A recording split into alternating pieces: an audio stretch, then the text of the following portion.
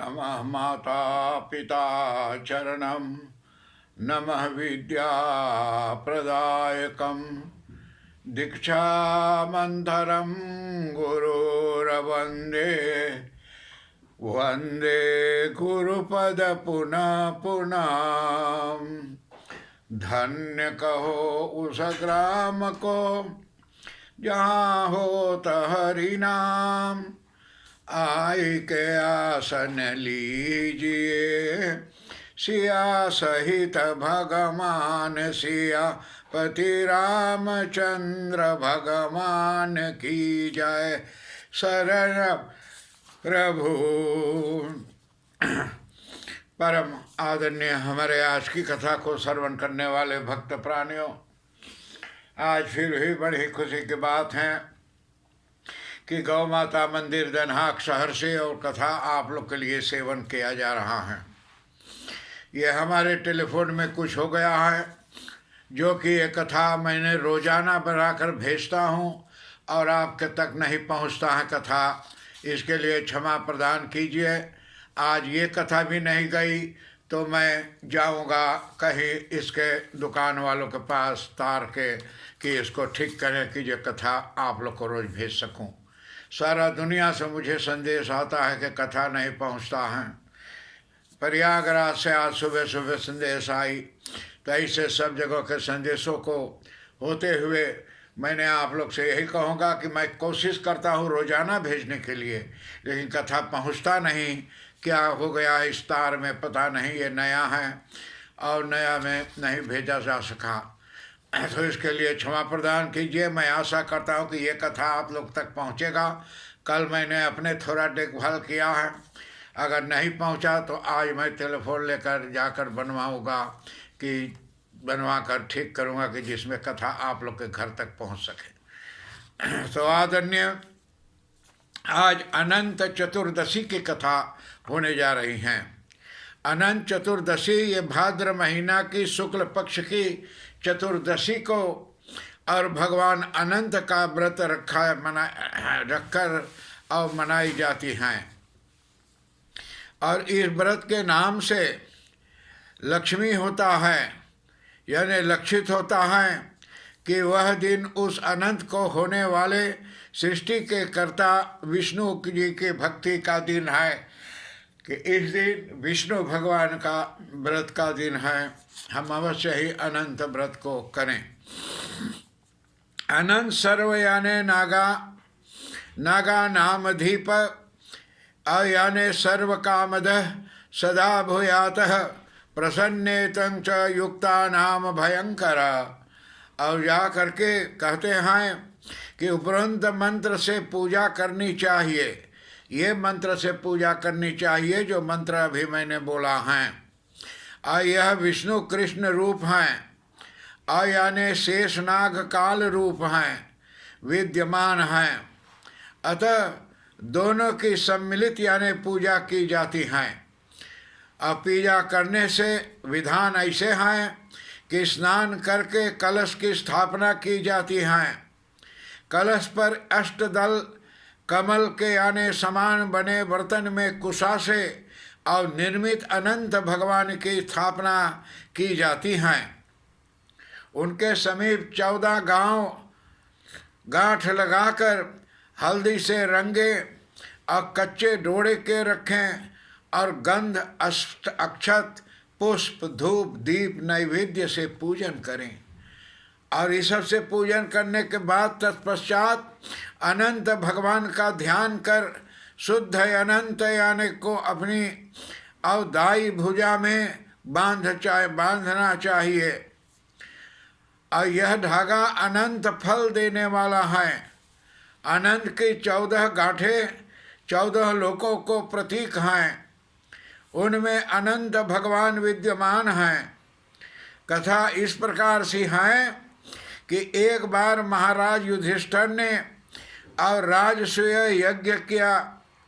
यज्ञ मंडप में निरपान सुंदर तो था ही, अद्भुत भी था। और उस स्थल में उसमें स्थल जल और यानी जल में स्थल की यानी भ्रांति होती थी। और यज्ञ मंडप की शोभा यानी निहारते और दुर्योधन एक जगह को यानी स्थल समझकर और कुंडल में गिर गया और यानी कुंडल में गिर गया तो द्रौपदी ने उसका उपहास उड़ाते हुए कहा कि अंधे के स्थान भी अंधे हैं, जितना अंधा है उनकी संतान भी अंधे होते हैं। यह बात उसके हृदय में बाण की तरह यानी चुभ गई। और कुछ दिनों बाद इसके बदला लेने के लिए यानी पांडवों के हस्तिनापुर बालक द्यूत कीड़ा में और जा करके और कीड़ा में यानी चलते हुए और पहुँचे। अब परास्त होकर के पांडवों को 12 वर्ष की यानी वनवास भोगना पड़ा। वन में रहते हुए पांडवों को अनेक कष्टों को सहना पड़ा। एक दिन वह युधिष्ठिर से मिलने भगवान श्री कृष्ण आए। युधिष्ठिर ने उनसे वृतांत कह सुनाया और उसे दूर करने को यानी उपाय पूछा। तब श्री कृष्ण भगवान ने उन्हें भगवान अनंत का व्रत करने को कहा और इससे तुम्हारा खोया हुआ राज्य फिर वापस प्राप्त हो जाएगा। और वो जा करके इसके बाद श्री कृष्ण ने युधिष्ठिर को एक कथा सुनाई।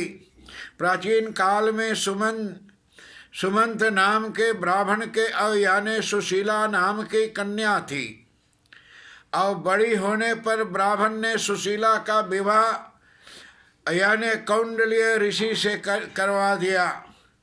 कौंडल्य ऋषि सुशीला को लेकर अपने आश्रम में चला दिया। रास्ते में रात होने पर नदी यानी और नदी तट पर संध्या करने लगे।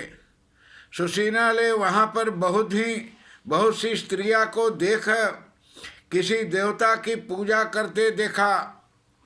सुशीला ने पूछा कि पर उन्होंने विधि पूर्वक अनंत व्रत को महत्व समझा दी। सुशीला ने वही उस व्रत का अनुष्ठान करके 14 गांठों वाला ढोड़ा बांध यानी हाथ में बांध लिया और अपने पति के पास आई। और कौंडल्य ऋषि ने सुशीला के हाथ में बंधे धागे देख के अब बारे में पूछा तो उसने सारी बात समझा दी।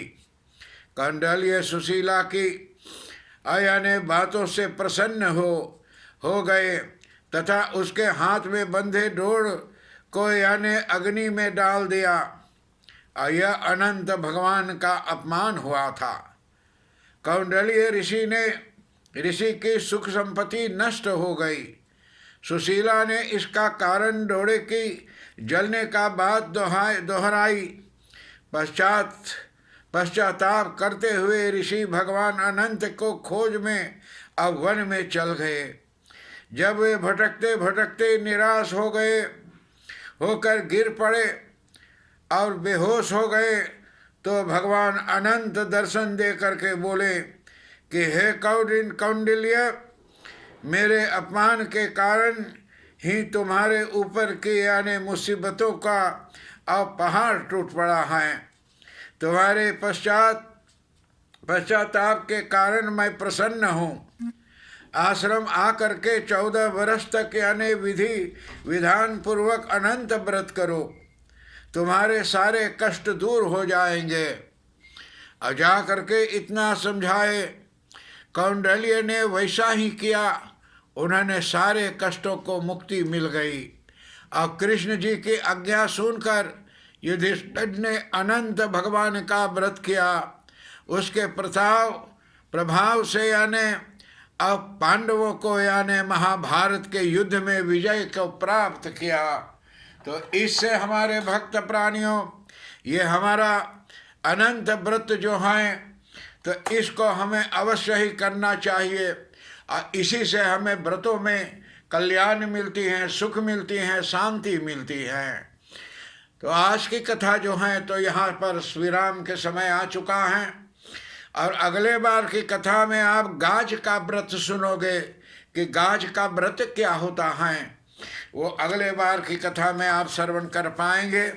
आज की कथा यहाँ समाप्ति के सीमा तक आ चुके हैं। अगले बार आप लोग से फिर मिलूँगा। हर एक बड़ों को प्रणाम, छोटों को आशीर्वाद प्राप्त हो। दुनिया भर के मेरे मित्रों दोस्तों जितना है सबको कल्याण प्राप्त हो। ओम शांति शांति शांति। हरिओम।